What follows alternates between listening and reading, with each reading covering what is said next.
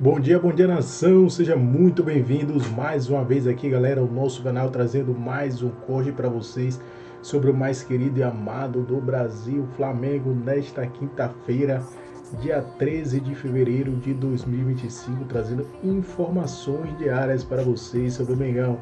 Então, você está chegando aqui no nosso canal pela primeira vez, galera, podendo nos ajudar, já vai deixando aquele like, se inscreva, ativa o sino e também sempre compartilhe nossos vídeos com seus amigos. Vamos aqui para mais um corte diário. O Flamengo tem um trabalho muito melhor que o do Botafogo.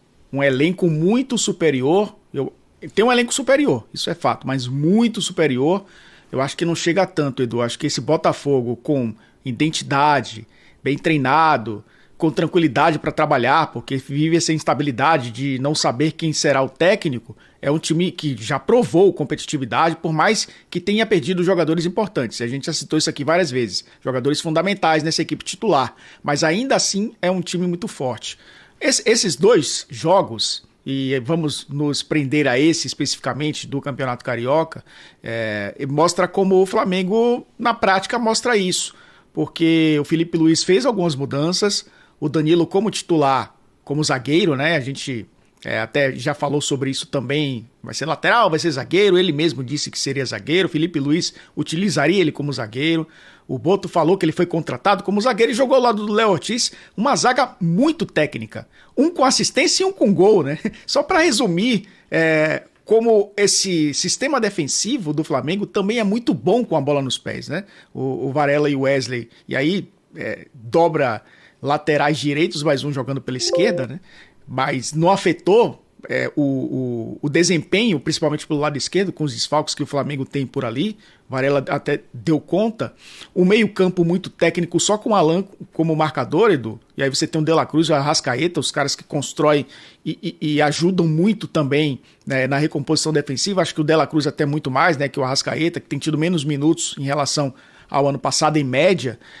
O Luiz Araújo e o Everton, que quando eram titulares, jogaram juntos, né, durante boa parte com o Tite, davam essa intensidade. O Felipe Luiz aproveitou muito bem isso nesse jogo, porque o Botafogo é um time que também se expõe bastante, então usou dois pontas. O Juninho, enquanto esteve em campo, era um cara de movimentação também, um cara de atacar espaços, mas acabou se lesionando, e isso é preocupante também para o Felipe Luiz. E tudo isso, né, resumidamente, é um Flamengo que sabe o que faz, né? Porque é um técnico, por mais que seja recente o trabalho do Felipe Luiz, é um time que entende muito bem as ideias do treinador. O resultado foi um resultado apertado, de 1-0. O Botafogo no segundo tempo, sim, foi um time mais agressivo, conseguiu chegar mais no campo de ataque. O Igor Jesus e o Savarino, que se entendem muito bem, a gente falando de relacionamentos dentro de campo, isso é importante também. Mas ainda não é o suficiente, né? Ainda é um Botafogo que parece navegar no mar incerto, ainda aguardando um comandante. O Caçapa chega, complementando até o que você traz, né, em 2023, foram 4 jogos, é até fácil decorar, né, 4 jogos, 4 vitórias, 2-0, né, foram 4 resultados iguais que o Caçapa teve como interino no Botafogo. Ainda não é o suficiente, né, não é o cara que vai comandar a equipe, né, o cara que vai trazer as ideias, o principal, a cereja do bolo ainda não chegou, e isso deixa, obviamente, o futuro do Botafogo ainda incerto. Um futuro que o Flamengo tem, talvez, muito mais claro, com as ideias do seu técnico, com um elenco muito forte, né, e caminhando aí em mar tranquilo, pelo menos no campeonato estadual. Olha, você falou do Juninho, né? Ele entrou, no começo do jogo ele já pediu para sair, né? Ele teve, logo no primeiro lance, ele consegue acertar um chute que o John sai muito bem, mas ele pede para sair. Logo aos 12 minutos, uma pena, né? Jogador recém-chegado, tendo uma grande chance no Clássico, e que se recupere, que seja uma recuperação rápida aí do Juninho, recém-chegado ao Flamengo.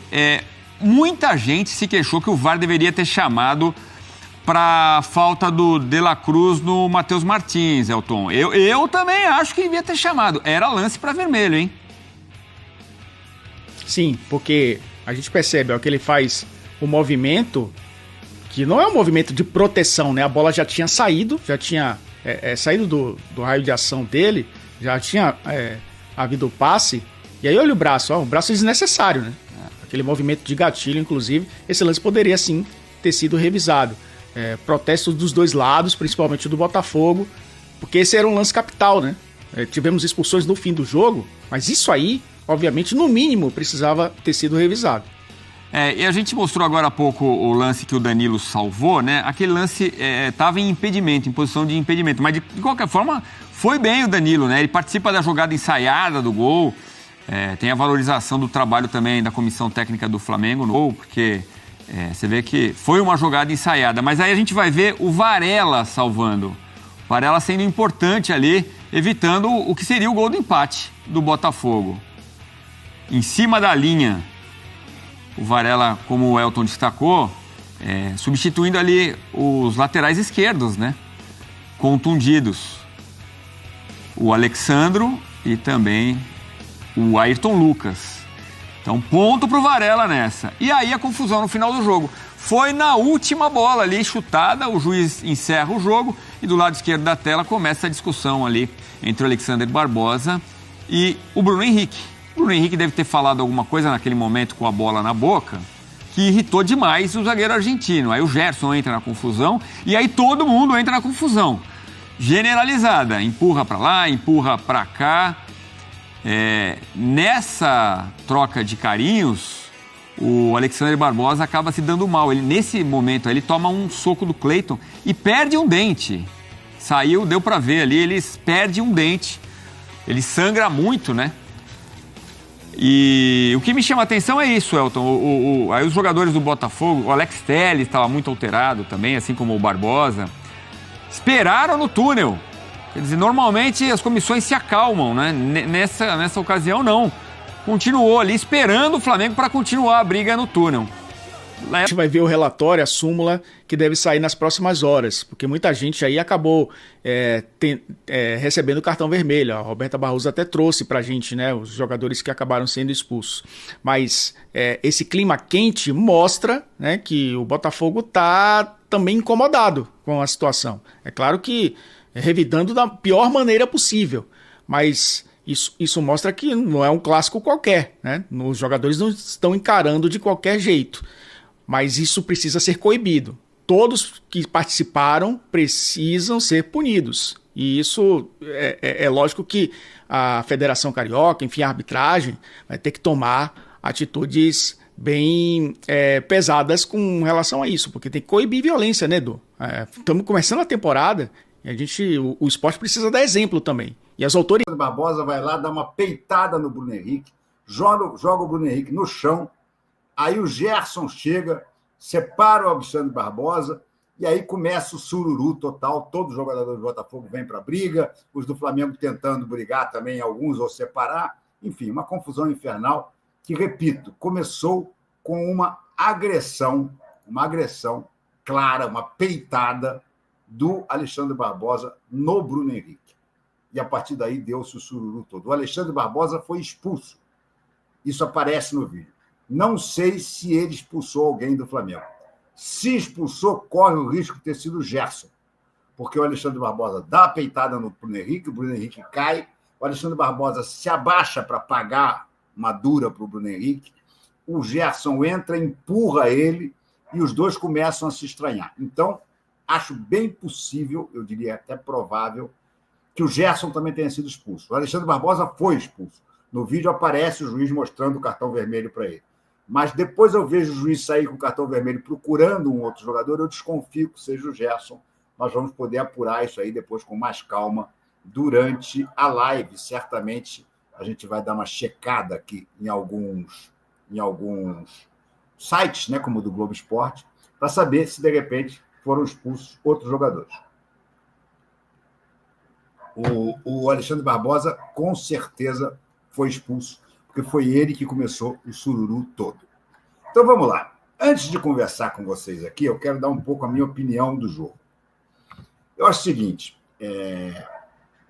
o time do Flamengo não era ruim, mas não era o titular. E os principais jogadores do Flamengo, que estavam como titulares, que eram o Arrascaeta e o De La Cruz, jogaram bem abaixo. De La Cruz muito abaixo. O Arrascaeta, eu só não digo que não jogou nada, porque é do Arrascaeta o cruzamento na cabeça do Danilo.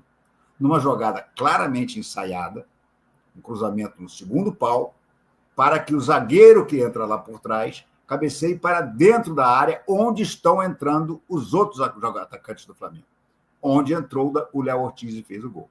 Então, não dá para dizer que o Arrasca foi nulo, porque o Arrasca deu esse cruzamento na cabeça do Danilo. Mas tanto ele como o De La Cruz ainda estão muito abaixo. É curioso porque o De La Cruz tinha feito um partidaço contra o Botafogo na final da Supercopa do Brasil. Um partidaço. Agora o Sport TV está mostrando as cenas também. Olha lá, é exatamente o que eu vi aqui na coisa. A confusão toda começa com o Alexandre Barbosa, que o juiz já vem com o cartão vermelho e já dá o cartão vermelho para o Alexandre Barbosa direto. Deixa eu ver se o Sport TV está contando, se ele deu para mais alguém. Aqui ele mostrou o cartão vermelho e a confusão se desenrolou por cerca de 15, 20 minutos. Imagina, 15, 20 minutos. Até no túnel rolou. Ainda não sabemos quais. Enfim, vamos voltar ao jogo, então. Acho que o Flamengo tentou fazer o mesmo que tinha feito na Supercopa do Brasil, marcou a saída de bola, tomou conta do meio-campo, avançou a sua zaga, mas não conseguiu criar grandes chances. Até criou com 1 minuto. Luiz Araújo encontrou o Juninho completamente livre dentro da área. O Juninho chega na cara do John e dá um chute. Tudo bem, o John fez uma boa defesa com a perna. Mas ali na cara dele, amigo, você não pode fazer isso. Goleirador, artilheiro, chega na cara do goleiro, ele bota lá dentro. E o Juninho está começando a se, vamos assim dizer, notabilizar por chances perdidas. O Juninho, até agora, para mim, está se mostrando um bode cego. Bode cego era como meu pai chamava os jogadores do Flamengo, os centroavantes do Flamengo, atacantes do Flamengo, naquela época dura dos anos 70, 60, final de 60, início de 70, que eu ia ver jogo com ele no Flamengo, com meu pai no Maracanã, e a gente voltava no nosso Fusquinha, ele dirigindo, eu era menor de idade, e ele xingando todos os jogadores do Flamengo. O único que ele livrava a cara era o Doval. E ele me dizia assim: meu filho, na minha época, o Flamengo tinha 11 Dovais. E eu ficava boquiaberto com essa história. E aí, graças a Deus, quis o destino que eu fosse acabar cobrindo, já como repórter. Naquela época eu nem sonhava em ser jornalista, não sonhava em ser nada, eu era um pré-adolescente. Mas me formei em jornalismo e fui cobrir o maior Flamengo de todos os tempos. E cobri o Flamengo ganhando o título em Tóquio. Eu me lembro da minha emoção de, depois daquele jogo, assim que cheguei no hotel, ligar para o meu pai e disse: pai, está aí um time melhor do que o seu time de 11 Dovais. E era isso mesmo, aquele time do Zico era um fenômeno. Mas, enfim, já até me perdi porque que eu falei essa história dos 11 Dovais. Mas o que eu digo é o seguinte: o Arrascaeta e o De La Cruz estão devendo ainda. Estão devendo. Eu acho que o Felipe Luiz, Tias, tem todos os motivos para cuidar deles com muito carinho. A tal história do algodão. Cuidar de Arrascaeta, Luiz Araújo, De La Cruz, Cebolinha, os jogadores que tiveram contusões sérias. Cuidar com algodões significa proteger com algodão, como você protege cristais com algodão. Uma caixa de cristais, você acolchoa ela toda com algodão, para os cristais não baterem e se quebrar. Mas eu espero que no Campeonato Brasileiro a gente já chegue. Expulsou o Gerson também, estou vendo aqui. Então o Gerson não joga contra o Vasco. Expulsou o Gerson e o... E pior é isso, a cena que eu estou vendo agora aqui, que pena que eu não posso mostrar para vocês. No túnel, já na entrada para o vestiário, os caras do Botafogo querendo brigar contra o Flamengo ainda. Que coisa absurda. Sabe o que chama-se isso? Não saber perder. O Botafogo, que ano passado ganhou do Flamengo, pelo menos me lembro das 2 derrotas no Brasileiro, né? 2-0 e 4-1. Carioca, não me lembro quanto foi, mas os 2 jogos que importavam, que eram os 2 jogos do Brasileiro, o Botafogo ganhou do Flamengo, até com uma certa tranquilidade. E agora jogou 2 vezes e tomou 2 piabas, sendo que numa tomou um baile, que foi a Supercopa do Brasil. E hoje perdeu também de uma maneira incontestável. O Flamengo foi melhor do que o Botafogo. Mas é o que eu estava dizendo, o Flamengo não foi avassalador como foi na Supercopa. E é compreensível, gente. É compreensível. O Flamengo jogou deixando no banco, e aí está a diferença. Nos outros jogos que o Flamengo usou o chamado time alternativo, o Flamengo sequer levou para o banco de reservas os titulares em que não escalou. Dessa vez ele levou. E entraram Bruno Henrique, Gerson, Pulgar e Michael. Entraram todos esses. Mas não jogaram todos ao mesmo tempo. Então é normal que o time não tenha tido o mesmo rendimento. É normal. Agora, o que não é normal é o Flamengo ter contratado um artilheiro por 8 milhões de dólares, não foi barato, e esse artilheiro está brigando com a bola. Né? É cedo. Ok, é cedo. Mas, porra, ele briga com a bola, gente. Artilheiro, o cara na cara do goleiro ali, cara. Dava uma cavada, dava uma bomba que botava goleiro e bola para dentro. Não pode querer dar aquele deslocadinha de leve que o John estica a perna e defende. Mas, enfim, faltou jogo em determinados momentos. Concordo que faltou. Mas foi o suficiente para ganhar. E a campanha do Flamengo, do Felipe Luiz, nesta Taça Guanabara, é espetacular, gente. É espetacular. Não tem como criticar. O Felipe tem uma coisa, inclusive, que eu estou gostando. O Felipe, às vezes, toma umas decisões que eu fico preocupado. Hoje, por exemplo, Varela na esquerda. Eu digo, putz grila, Felipe, Varela na esquerda. Metia o Léo Pereira ali de lateral. Pô. O Léo Pereira tem muito mais costume de jogar ali pela esquerda. Tá? Já jogou de lateral esquerda hoje. Mas não, ele meteu o Varela. E o Varela, cara, não vou dizer que o Varela jogou bem, mas o Varela brigou pra cacete. Acho até que o Flamengo cometeu um erro de estratégia, principalmente no primeiro tempo, ao insistir demais em jogadas pela esquerda com o Varela, em vez de usar na direita com o Wesley. Que ali é o seguinte, de um lado você tem o Varela, que já é um jogador com certas limitações, torto, no lado contrário do campo que ele joga. Do lado direito você tem o Wesley voando, com o Luiz Araújo apoiando. Eu não entendi. As jogadas do Flamengo quase todas fluíram no primeiro tempo, mais para o lado esquerdo do que para o lado direito. Eu diria que foi coisa assim, tipo de 70% de jogadas de ataque do Flamengo pelo lado esquerdo e apenas 30% pelo lado direito. Não entendi isso. Sinceramente, não entendi. E esperava que o Felipe Luiz corrigisse isso no segundo tempo. Corrigiu um pouco. Mas aí voltamos à história da escolha do Felipe Luiz. Eu fiquei preocupado. Digo, não é uma boa escolha. Mas, porra, não é que o Varela não fez feio e ainda salvou o gol, que seria o gol do empate, que seria uma injustiça.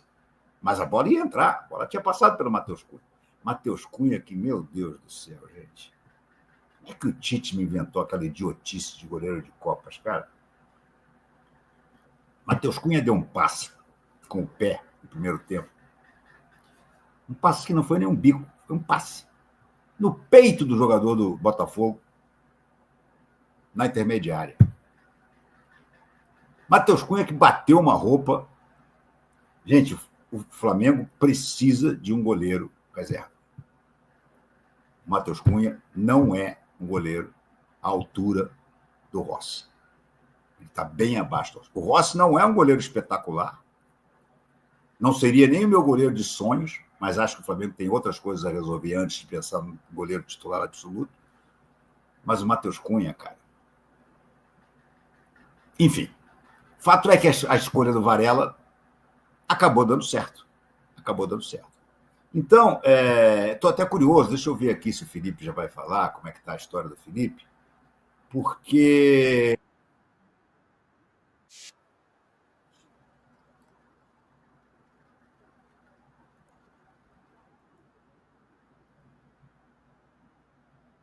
Espera aí, gente. O que está vendo aqui?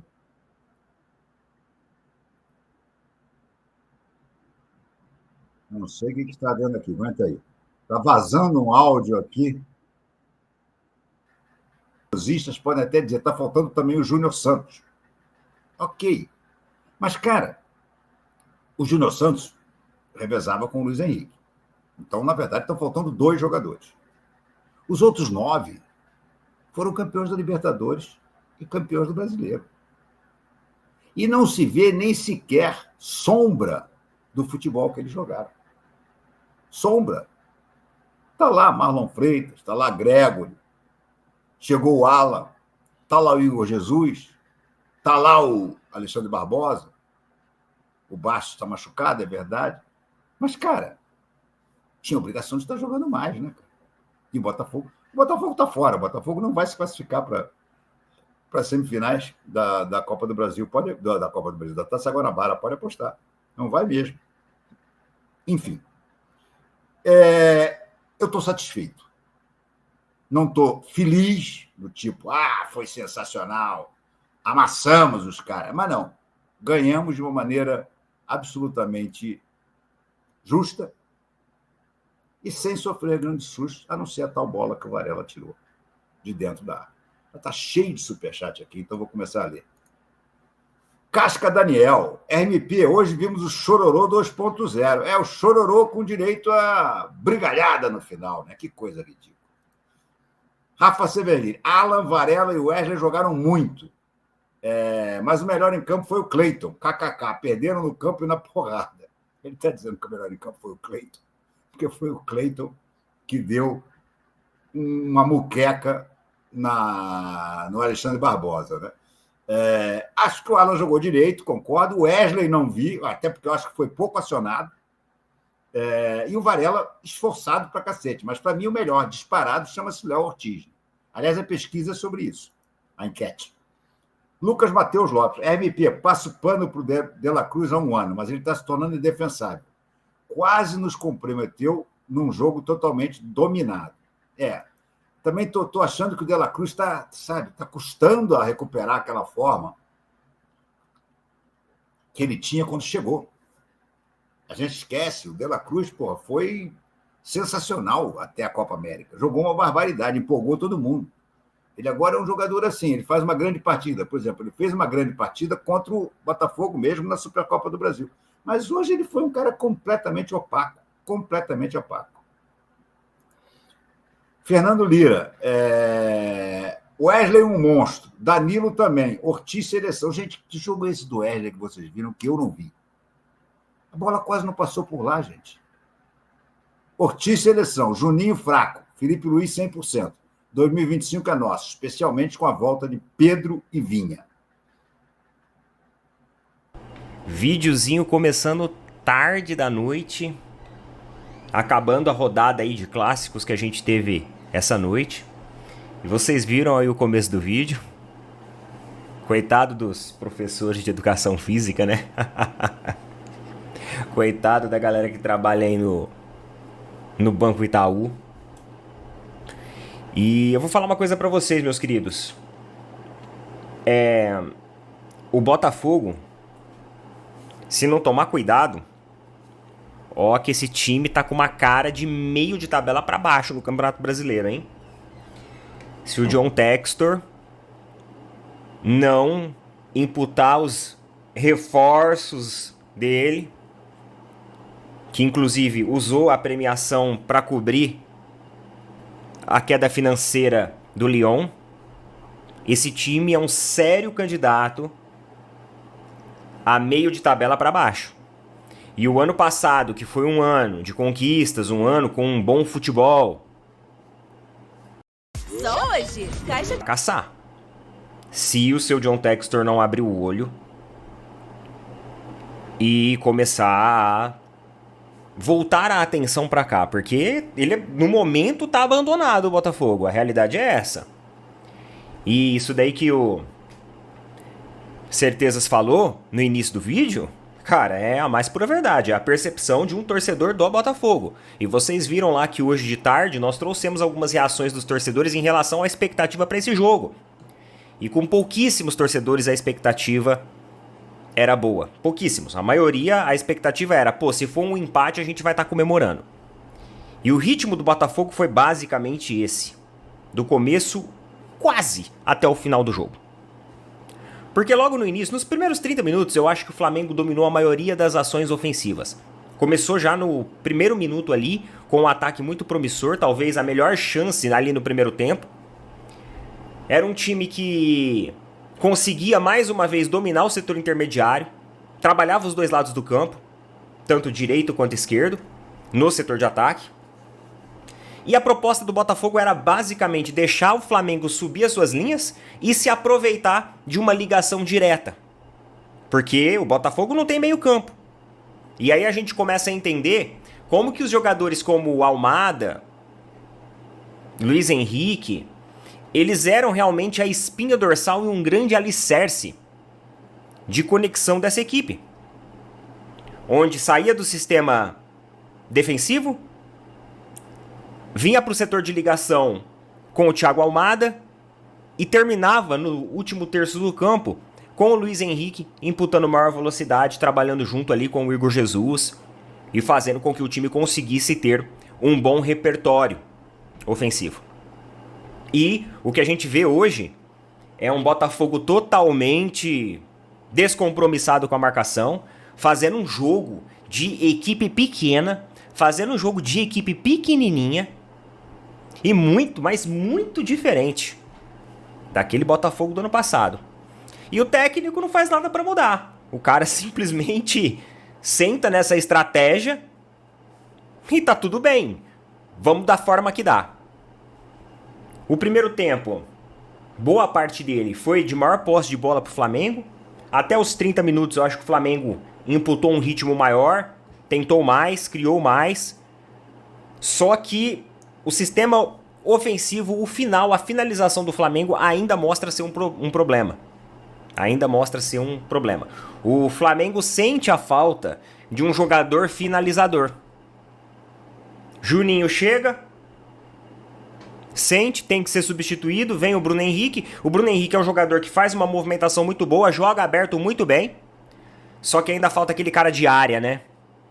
Aquele cara de área chamado Pedro Guilherme, que é o cara que traz todo o repertório de finalização para o Flamengo. Uma partida do Arrascaeta muito discreta, não tão boa.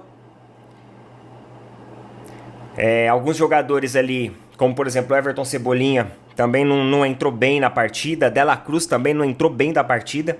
E para vocês terem uma ideia, a situação do Botafogo ela é tão caótica, ela é tão desestruturada, que mesmo o Flamengo, em um dia que o seu quarteto mágico, digamos assim, não estava tão bem, o Flamengo ainda conseguia manter o ganho numérico em vários setores do campo e conseguia neutralizar a maior parte das ações de construção do Botafogo. O Botafogo errava passe de meio metro. Cartão de crédito sem anuidade com Ligações com sucesso. Os jogadores perdiam na corrida, por exemplo, pro Wesley, toda hora, né? O Wesley fazendo uma cobertura muito bem, jogou muito bem o Wesley, fez uma partida, né? O sistema defensivo do Flamengo funcionou muito bem hoje. Funcionou muito bem. Até melhor que o sistema intermediário, inclusive o gol veio de zagueiro, foi do Léo Ortiz. E realmente uma partida muito abaixo tecnicamente até das duas equipes. Eu acho que tanto o Flamengo, a torcida esperava mais, e o Botafogo, os torcedores do Botafogo esperavam pelo menos segurar um empate. Aí vem o segundo tempo, Flamengo continua mantendo posse de bola, continua dominando a maior parte das ações ali, propondo mais jogo. O Botafogo vai entrando num ritmo de, vamos deixar assim do jeito que tá mesmo? Tá bom? E aí sai o gol do Flamengo. O Flamengo faz 1-0. E quando o Flamengo faz 1-0, o Flamengo meio que senta em cima do resultado, porque parece que os caras fizeram 1-0 e falou assim, não, agora pra gente tá bom. E parece que o Botafogo também tava nessa toada. Os caras estavam concordando. Sai nação, ficamos por aqui, galera, e esse foi mais um corte aqui do nosso canal, trazendo aí mais um conteúdo para vocês aí, né? Nesta segunda-feira aí, nessa quinta-feira, trazendo novidades aí para vocês sobre o Flamengo com